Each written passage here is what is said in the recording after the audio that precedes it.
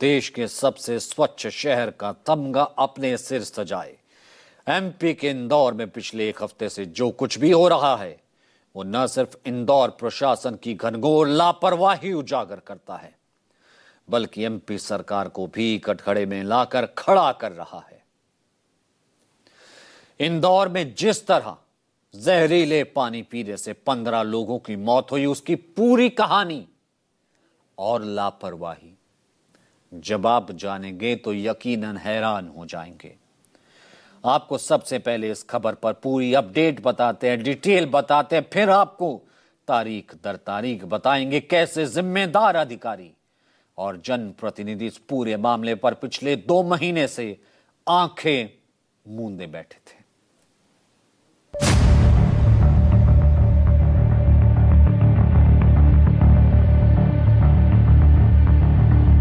इंदौर में जहरीले पानी पीने से लोगों की मौत का सिलसिला थमने की बजाय लगातार बढ़ता ही जा रहा है।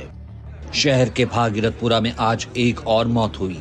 गीताबाई ग्रोवर नाम की 68 वर्षीय एक बुजुर्ग महिला की जान चली गई। इसी के साथ इंदौर में जहरीले पानी पीने से हुई मौतों की संख्या अब 15 हो गई है। मगर अफसोस की बात यह है कि सरकारी रिकॉर्ड में अब तक महज 5 लोगों की ही जान जाने का आंकड़ा दर्ज है। सरकार की बेशर्मी की हद देखिए कि हाई कोर्ट में दायर अपनी स्टेटस रिपोर्ट में भी महज 4 लोगों की मौत का ही आंकड़ा है। इंदौर हाई कोर्ट में याचिका दायर की गई है। 3 याचिकाएं लगी है। मेरे साथ में याचिकाकर्ता और Indore high court advocate Ritesh Irani ji मेरे साथ में मौजूद है। सर, 3 अलग अलग याचिका रखी है, क्या कुछ मांग इन याचिकाओं के माध्यम से किया गया है? मेरे द्वारा जो याचिका पेश की गई उसमें मुख्य मांग तो ये है कि शहर के सभी नागरिकों को स्वच्छ पानी मिले, क्योंकि पानी हमारा एक मूलभूत अधिकार है।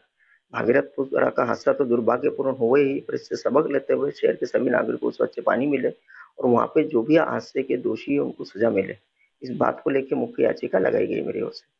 सर, इसके साथ ही जो आंकड़े पेश किए गए हैं, जो भर्ती मरीज, जो ओपीडी रिपोर्ट दी गई है, क्या वो आप मानते सही है? नहीं, वो रिपोर्ट जो भी आनन फानन में सरकारी अधिकारियों ने उसको गोलमाल करके पेश की, पूरी तरह गलत है। उन्होंने आंकड़ा मृत्यु का 4 बताया, जबकि जो आंकड़ा आ रहा है शायद 8 से 15 का आ रहा है। और जो उन्हें गंभीर रूप से बीमार भी बताया 32 बताया, आईसीयू में शायद वो भी ज्यादा है। और कई पेशेंट भर्ती है, ऐसा तो कई पार्षदों नेताओं ने ऐसा स्टेटमेंट दिया है कि 500,000 से लोग ज्यादा बीमार हुए हैं। दरअसल इस मामले में एमपी हाई कोर्ट के इंदौर खंडपीठ में कई जनहित याचिकाएं दायर की गई थी, जिस पर कोर्ट ने सरकार से जवाब मांगा था। आज एमपी सरकार ने अपनी स्टेटस रिपोर्ट पेश की, जिसपे गंदे पानी पीने से महज 4 मौतों का जिक्र है। इस मामले में अब 6 जनवरी को सुनवाई होगी। इंदौर का ये मामला कितना गंभीर है इसका अंदाजा आप इसी बात से लगा सकते हैं कि मरीजों की संख्या लगातार बढ़ रही है। मंगलवार को 338 नए संक्रमित मरीज सामने आए हैं। 200 से ज्यादा लोग अस्पताल में भर्ती हैं। इनमें से 32 की हालत गंभीर बताई जा रही है। इससे पहले भागीरथपुरा के 8,571 लोगों की जांच हो चुकी है।